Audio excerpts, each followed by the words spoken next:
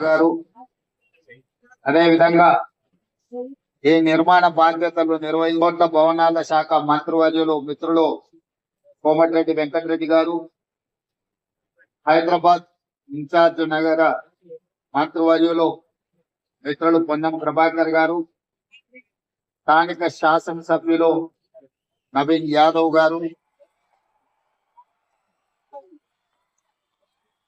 రాజ్యసభ సభ్యులు యువ మిత్రులు అనిల్ కుమార్ యాదవ్ గారు, కంటోన్మెంట్ శాసన సభ్యులు మిత్రులు శ్రీ గణేష్ గారు, అదే విధంగా శాసనసభ్యులు మీర్ జుల్ఫికర్ అలీ, శాసనసభ్యులు మిత్రులు సంపత్ కుమార్ గారు, మాజీ శాసన మండలి సభ్యులు, పార్టీ ప్రతినిధులు, వైద్య సిబ్బంది, నిమ్స్ కు సంబంధించిన సిబ్బంది అందరూ మరొక ఆణిముత్యాన్ని ఈ రోజు అంకితం చేసిన సిబ్బందికి అందరికీ మనస్ఫూర్తిగా అభినందనలు తెలియజేస్తున్నా.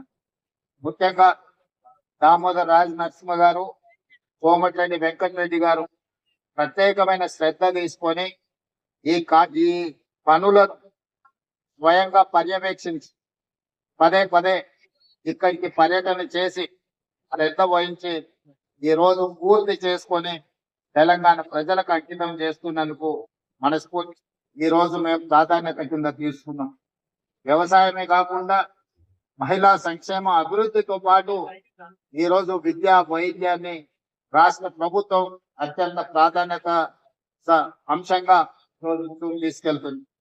మీకు తెలుసు, విద్యకు సంబంధించి ప్రభుత్వం తీసుకొస్తున్న సమూలమైన మార్పు ఈ రోజు నర్సరీ నుంచి 12th క్లాస్ వరకు ఎడ్యుకేషన్ కింద, 12th తర్వాత స్కిల్స్ డెవలప్మెంట్ లో ఈ రోజు రాణించాలి అని చెప్పి ఈ తెలంగాణ రాష్ట్రం దేశంలో ఉండే మిగతా రాష్ట్రాలతో కాదు, ప్రపంచంలోనే గొప్ప అవకాశాలు పొందాలి.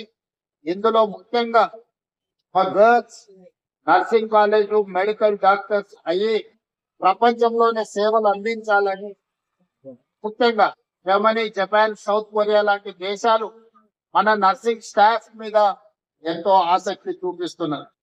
ఇప్పటి వరకు మన నర్సింగ్ గర్ల్స్ మిడిల్ ఈస్ట్ కంట్రీలోనే సేవలు అందించే ప్రయత్నం చేస్తున్నారు. భవిష్యత్తులో జర్మనీ, జపనీస్ లాంగ్వేజ్, సౌత్ కొరియాలు ఉపాధి అవకాశాల కోసం ఎదురు చూస్తున్నాయి.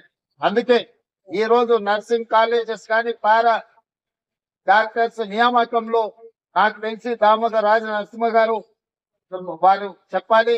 ఇప్పటి వరకు 16,000 మంది సిబ్బందిని తెలంగాణ రాష్ట్రంలో మన ప్రభుత్వం వచ్చిన తర్వాత నియామక పత్రాలు అందించడం జరిగింది.